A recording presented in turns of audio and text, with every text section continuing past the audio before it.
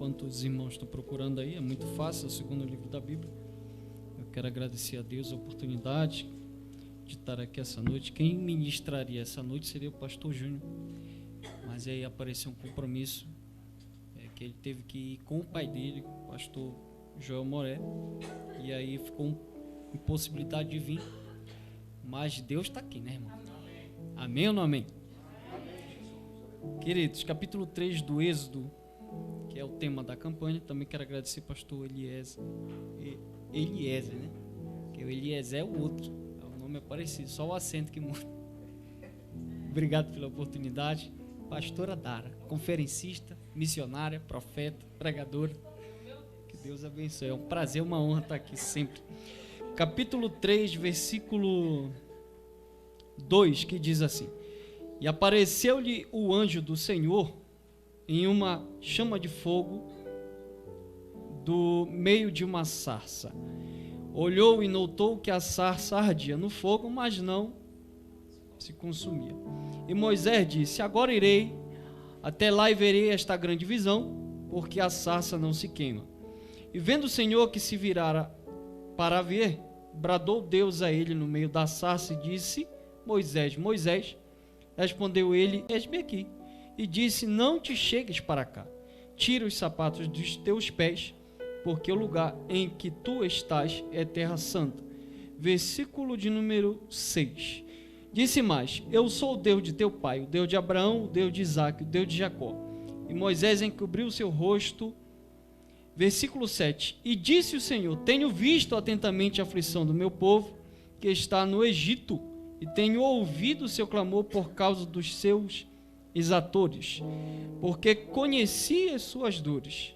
Portanto, desci para livrá-lo da mão dos egípcios e para fazê-lo subir daquela terra a uma terra boa e larga, a uma terra que mana leite e mel. Amém, irmãos? Pode se sentar em nome de Jesus. Prometo que eu não vou ser extenso. Queridos irmãos, capítulo 3 do livro do Êxodo, que vai falar sobre quando Deus chama Moisés. No capítulo 3, vai falar do terceiro ciclo da vida de Moisés. Você observa que a vida de Moisés é separada em 3 ciclos. Primeiro ciclo, quando ele é achado no rio, no Egito. E os 40 primeiros anos de Moisés acabam quando ele mata o egípcio e foge. E aí ele casa, e é o segundo ciclo da vida deles. Segundos 40 anos. Quando ele faz 80, ele aparece no capítulo 3. Então, do capítulo 2 ao capítulo 3, são 80 anos. E no capítulo 3, quando Deus chama Moisés, ele tem aí aproximadamente 80 anos. É o terceiro ciclo que se inicia quando Deus chama ele, e ele vai fazer o que Deus ordenara. Mas é interessante, irmãos, contextualizando aqui um pouquinho, voltando, você observa que Moisés significa tirado das águas. É até interessante pensar qual foi o nome que a mãe de Moisés deu para ele, porque quem deu esse nome de Moisés foi a filha de Faraó, que segundo a história diz que foi Hatshepsut, filha de Ramsés II. E o interessante é que ela que deu esse nome, então é um nome egípcio. Então Joquebede, que era mãe de Moisés mesmo, na verdade a Bíblia nem relata qual foi o nome dele. O interessante é que Faraó queria que o povo hebreu não crescesse, porque o povo estava crescendo, tomando muitos lugares. A terra de Gósen e outras terras estavam fazendo parte da sua vida, porque o povo estava crescendo. E ele tem uma ideia: manda que as parteiras assassinem ou não permitam que os machos continuassem a sua vida. E elas não fazem isso. Então ele dá uma ordem que pelo menos jogasse no rio, e que lá o rio levasse e matasse. Só que é interessante que pelo menos com Moisés a história vai dizer que a cesta vai, e quem acha ele? A filha de Faraó. Então o interessante é que o caminho que era para matar Moisés, na verdade deu vida. E é muitas das vezes isso que Deus faz conosco, porque o inimigo muitas das vezes prepara um laço para nos matar. E na concepção do inimigo, o caminho que ele preparou, que estamos andando, para ele é um caminho de morte, mas para Deus é um caminho de vida. E olha só que coisa interessante, é como Moisés. Para os irmãos de José. Para os irmãos de José, ele estava sendo sepultado para a morte. Mas para Deus ele estava nascendo para a vida, para um grande propósito. E eu queria profetizar já no começo na sua vida, que aquilo que o inimigo preparou para te matar, Deus vai usar para te dar vida. E o nome do Senhor será glorificado. Como Ananias, Misael e Azarias prepararam a fornalha de fogo para matar, mas foi lá, Deus entrou e deu vida, e vida com abundância, e o nome do Senhor foi glorificado. Então é interessante que o propósito se cumpre e dá continuidade. E aqui no capítulo 3, Deus chama Moisés. Chama através de uma sarça. Segundo uma tradição judaica, e eu falei da outra vez que eu preguei sobre esse texto aqui, eles chamam isso de tizim tizum, que é um termo na tradição judaica. O que é o tizim tizum? É Deus se contrair, o que a gente na verdade na teologia chama de teofania. Deus se contrai para falar com o homem. Então na tradição judaica eles chamam de tizim tizum. Deus se contrai para falar com o homem. Diga-se de passagem que Moisés era gago. E na verdade aquilo é um ensinamento de Deus que muitas das vezes para fazer e ganhar almas para o Senhor Jesus a gente tem que fazer como Paulo. Se fez de leigo para ganhar os leigos, se fez de sábio para ganhar os sábios. Então ele sabia que termo usar e quais palavras usar, aonde ele entrava. E isso Deus fez Moisés entender logo no começo. Você vai falar diante do presidente do Egito. O Egito na época era a maior potência mundial. E ele diz assim: eu sou pesado de língua, eu sou gago, como é que eu vou falar diante do presidente? Não tem problema, Deus vai usar o teu irmão Arão. E foi e sabia falar com o povo que era leigo e com o presidente do Egito que era sábio. Então é interessante que no decorrer da história, lá no versículo 6, você vai ver que Deus ele fala em 3 tempos com Moisés. Porque Deus ele é atemporal. O que é isso, irmão? Deus ele não é preso ao tempo como nós somos. Deus ele fala com Moisés: eu sou o Deus de teus pais, passado. Eu sou o Deus que via a aflição do povo, presente. E eu sou o Deus que vai levar o povo para uma terra que mana leite e mel, futuro. Que no hebraico original, o eu sou o que sou. Elohim, Aser, Elohim, que é no hebraico. Quando Deus fala com Moisés, eu sou o ontem, o hoje e serei eternamente. Ele está falando para Moisés o seguinte: eu sou presente. Olha como Deus se apresenta. Então no passado ele também é presente. No presente ele é presente. E no futuro também ele é presente. Quando ele fala com Moisés, ele diz: eu sou o Deus dos que já até morreram, porque eles morreram comigo. Eu sou o que vê a tua aflição. Eu sou aquele que já preparou a bênção lá na frente. Aí você me pergunta: mas Deus não vai preparar? Não, quem está preparando somos nós para receber a bênção.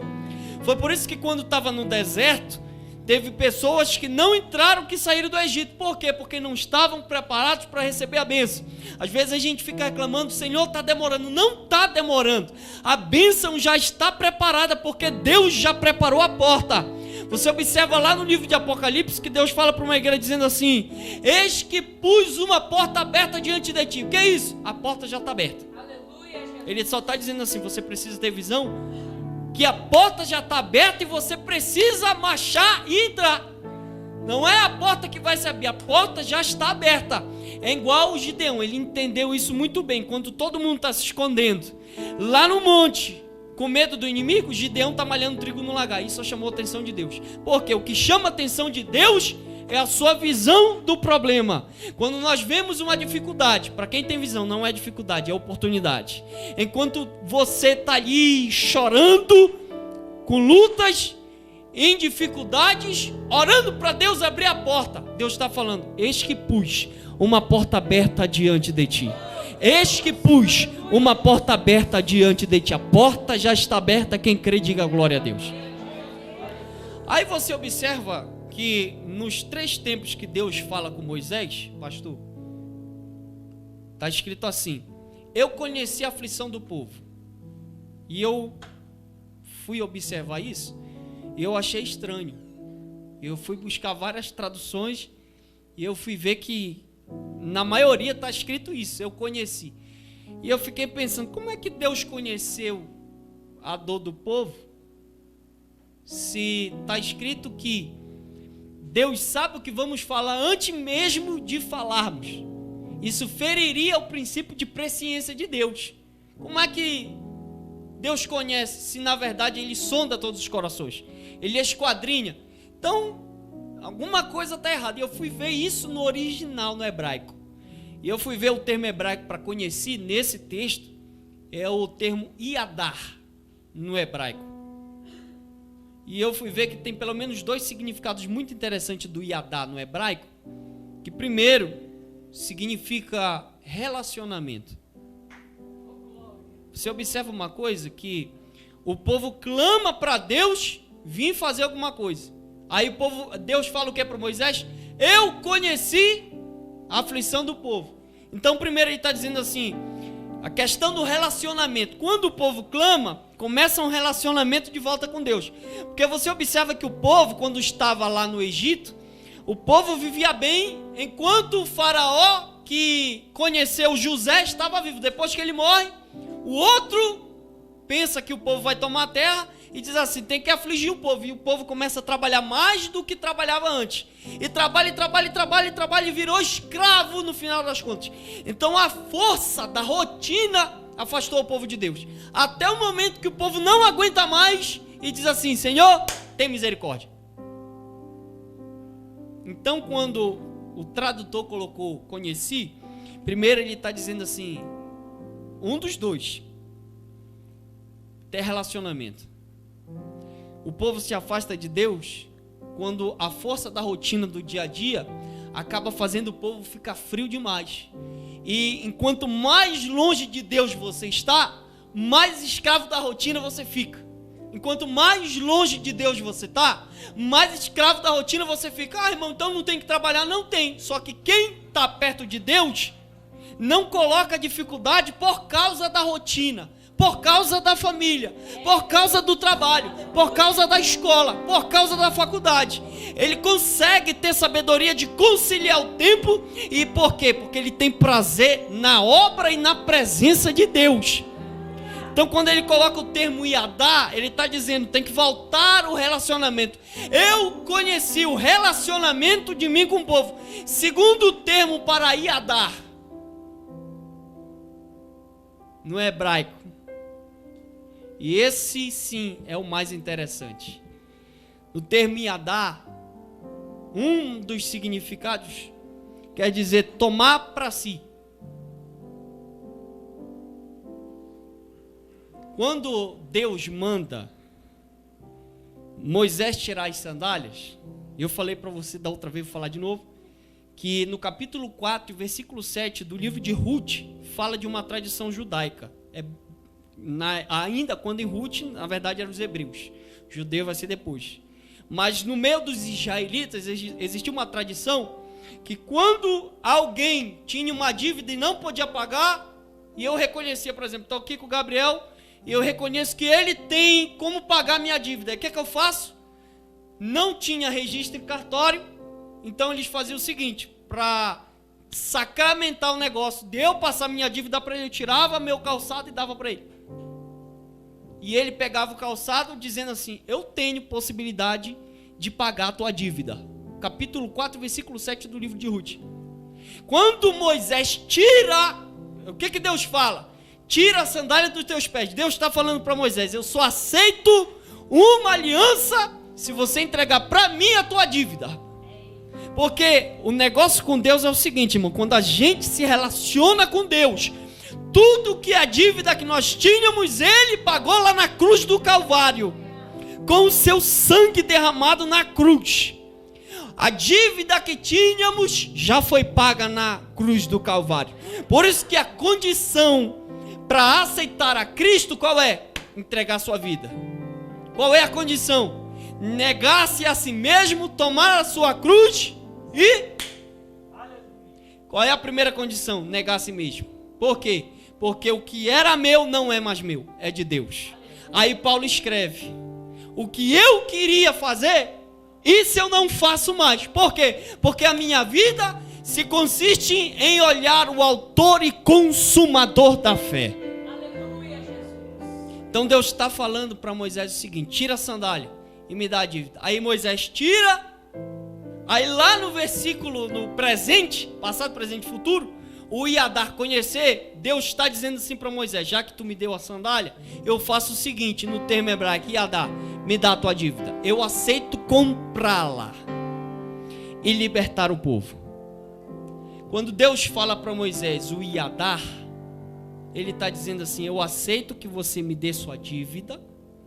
E no versículo seguinte, Deus fala no futuro: irei eu tirar o povo do Egito e levar para uma terra que mana leite e mel.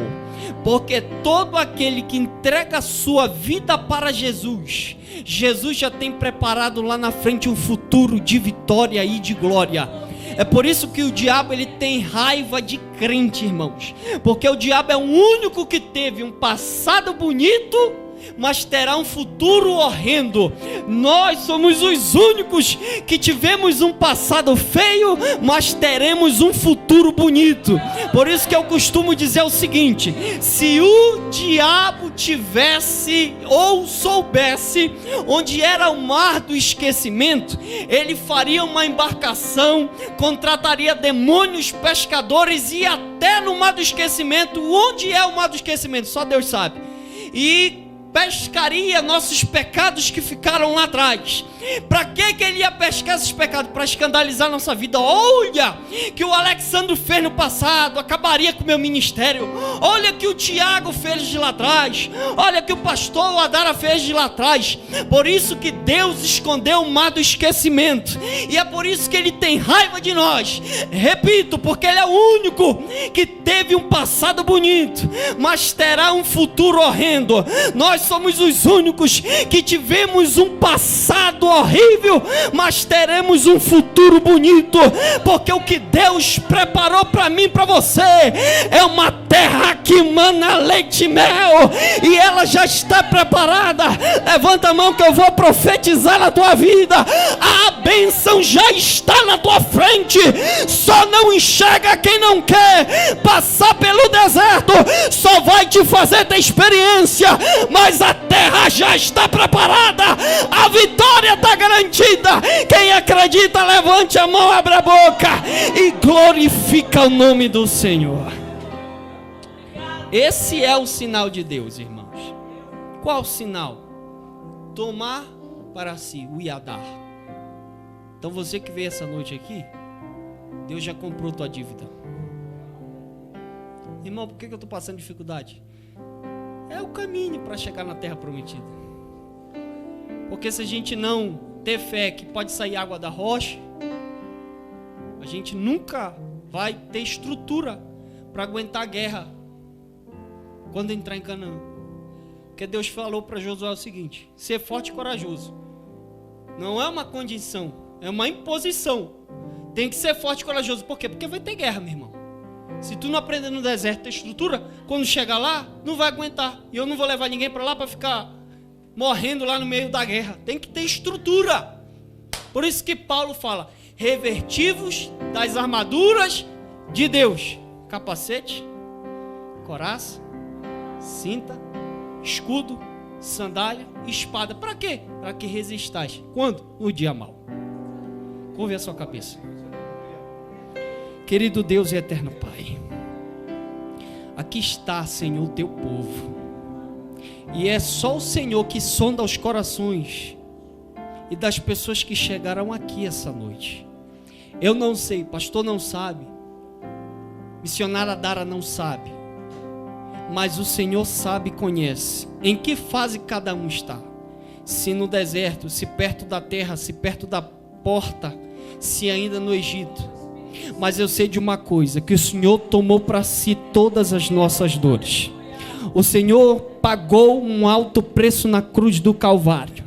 E eu acredito que eu estou diante de pessoas que o Senhor vai levantar.